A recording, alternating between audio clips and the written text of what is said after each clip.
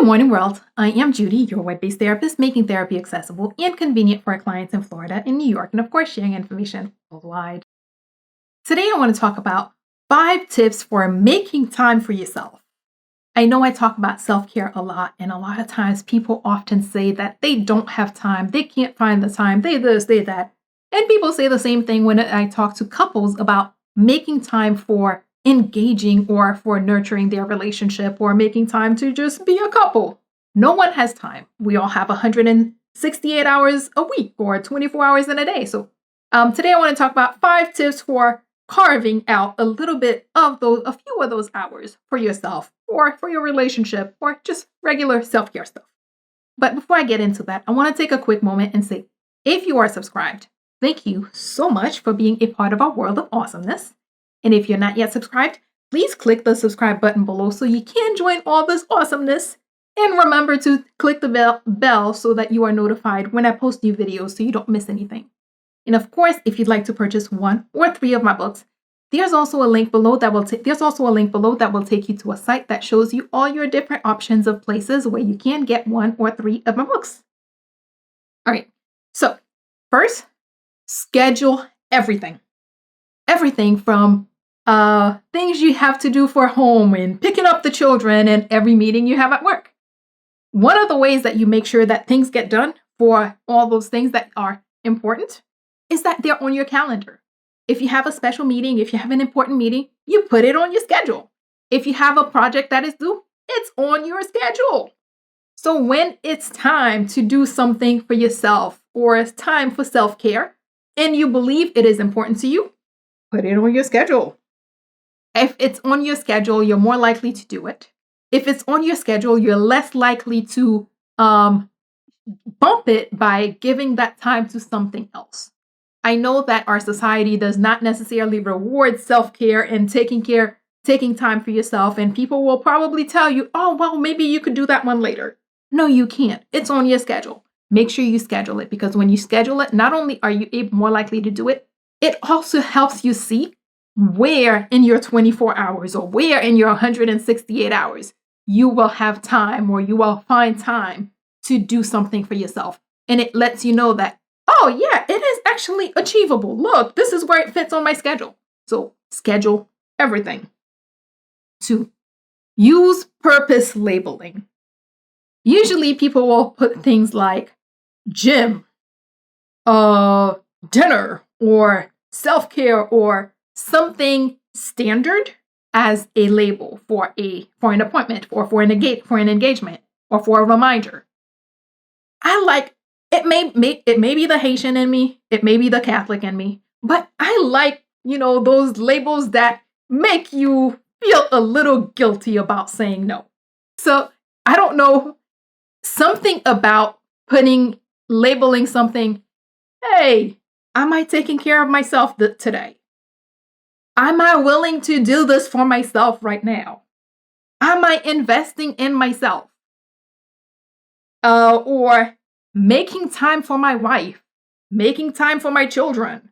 Those things that are not just a standard, oh, I can pass on this, but really make you remind you of what it is that you're passing on. Remind you what it is that you're investing in. Remind you what it is that you're doing. Because when you just see gym, come on, seriously, that's just the gym. You can always do it later. But when you see, will I take care of my body today? Yeah, you have to think about that a little bit. When you see, go to basketball game. Do I want to spend time with my children today? Those things that tug at your heart, that give you that a little bit of an emotional connection, or for the Catholic in me, guilt. Well, sometimes they tend to work better because they pretty much force you to make a decision on what you prioritize, on what is important to you. So figure out everything you want to do for self-care, for family. Why is that important to you? And use that as the label on your schedule. 3, give yourself realistic time. Sometimes one of the reasons that people don't get to do or are not able to do the things they say they would like to do for themselves is that they're not being realistic about it. Seriously, if you have to leave work at 5 o'clock and it takes you 45 minutes to get across town to the gym, saying that you will go to the gym at 5:30 is not realistic. So when you don't set a realistic time frame, what tends to happen is that you start missing, and the more you miss, the easier it is to keep missing. The more you miss, the easier it is to just, you know what? Let's just let it go. So give yourself enough time. Give yourself a realistic time frame to allow you to get done all these other obligations that involve other people so that you're able to take the time and make the time to start getting done the things that are important for you and for yourself and for your family or for whomever the important people in your life that you want to spend time with, that you want to invest in. Make sure that you're giving yourself enough a realistic time frame to get those things done because yes, they are important. You would not just haphazardly kind of just miss or show up late for the meeting with your most important clients. You would make sure you give yourself enough time to get there, get settled, and, have a really nice presentation for your most important clients. Remember, you are one of your most important clients. Your family, some of your most important clients, the people who matter to you. Treat them like your most important clients.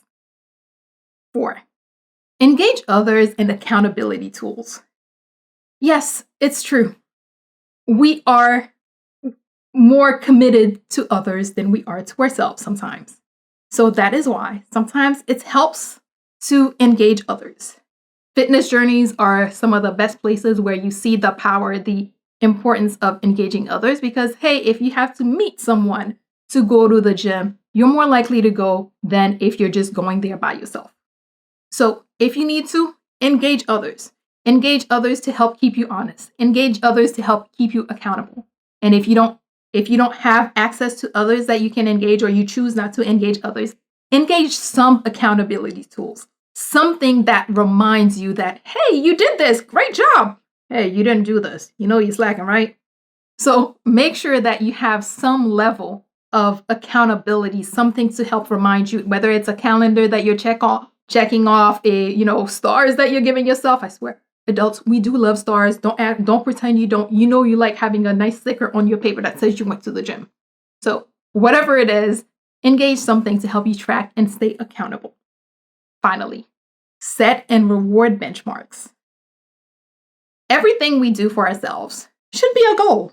Whether it's spending time with yourself, spending time with your family, taking time to do, meditate 4 days a week, go to the gym, eat healthy, have fun. Whatever it is that you're doing for your self-care, that you're doing for yourself, make sure that you're setting benchmarks and rewarding yourself and giving yourself and motivating yourself. Yes, you need motivation to do the good things for yourself. Make sure that you're setting benchmarks. A benchmark does not have to be something big, and make sure that they're close enough that they are achievable. Don't set a benchmark is not, I went to the gym 5 days a week for, 3 months. That's an objective. But a better benchmark may be, I went to the gym 4 times this week. And yes, when you go to the gym 4 times this week, you give yourself a reward for it. And yeah, after you've had 3 months of consistently doing it, yeah, you get a bigger reward. But set these smaller rewards, things to keep you excited, things to keep you engaged and keep you wanting to do more and keep you wanting, keep you coming for more. Yeah, set benchmarks and give yourself rewards and make sure the rewards are things you want. Because if it's not something that you want, you're not going to want to work for it. So make sure it's something that you want. Okay, let's do a quick recap. 1, schedule everything. And I mean everything, including the fun things that you're going to do for yourself. 2, use purpose labeling because, hey, so what's wrong with a little bit of guilt? Making you something that reminds you, tugs at your heartstring to tell you, hey, this is why I'm doing this. And yeah, it might make you feel a little bit guilty when you have to say no to it or when you choose to say no to it. 3, give yourself realistic time. If you don't give yourself enough time to get things done, you're more likely to miss. And the more you miss, the more likely you are to keep missing. And 4, engage others or engage accountability tools. When others are engaged, sometimes we tend to be better at committing. Or if you don't have others engaged, do something to help you track and help you stay accountable to whatever the goal is that you've set for yourself. And finally, set and reward benchmarks. Don't make benchmarks, hey, doing something a whole year, but make benchmarks doing something more realistic, like, hey, 4 days out of 4 days a week or 3 days a week or whatever your benchmark is. Set benchmarks that are close enough to achieve. And of course, make sure that you are rewarding yourself for meeting those benchmarks. As always, if you or someone you know happens to be going through something that's more than you can handle, please remember that there are professionals like myself who are available, able, and willing to help, and are even providing remote services who can assist with whatever you may have going on. So please figure out who those people are in your community so that if you need them, you can reach out and get the help that you need. And that is all we have for today. Good morning, world. Have an awesome day.